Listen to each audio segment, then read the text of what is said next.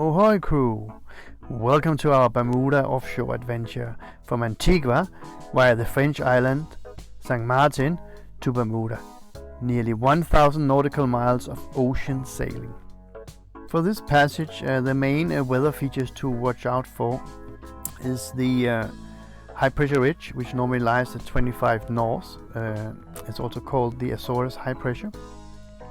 Together with strong frontal systems approaching from the US, which could give northwesterly gales. As we got closer to the start date, I start looking at all other options to skip St. Martin and go directly, but there was no way we could outrun the anticyclone, the high pressure. And in the end, it looks like the models agreed that the 28th or 29th of April would be the best time for us to leave from St. Martin with only a half a day, 12 hours of motoring. So we set off for Antigua and sailed overnight to St. Martin, where we checked in. And then we have two new crew. New meaning they have done some sailing before, but they haven't sailed offshore before. So we have Michael. He comes from Colorado. He's only been sailing on a lake, so this is his first, let's say, offshore sea adventure. And we have Eric from Canada. He's also been sailing mainly the Great Lakes.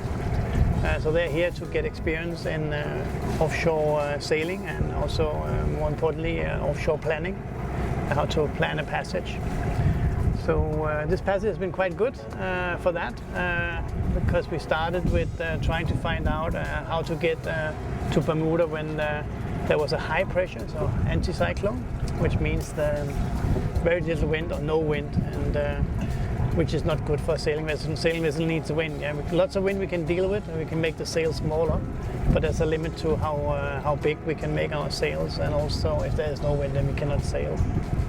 I described, I think, to one of the other crew, like, I think I could have gotten a boat here from St. Martin, but it wouldn't have gone very well. I think I would have kind of gotten port and just felt like, oh, I got away with something.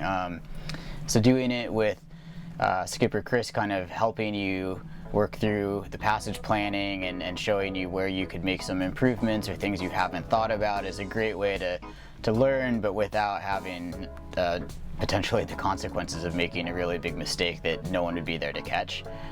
So that part was really neat. I felt like I learned a lot from the passage planning, and gave me the confidence to feel like if I had to do that again in the future, I could do a better job at it.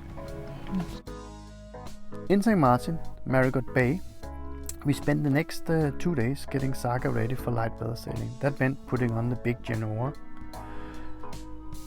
We did lots of provisioning also. We went to the French supermarkets and emptied the shelves.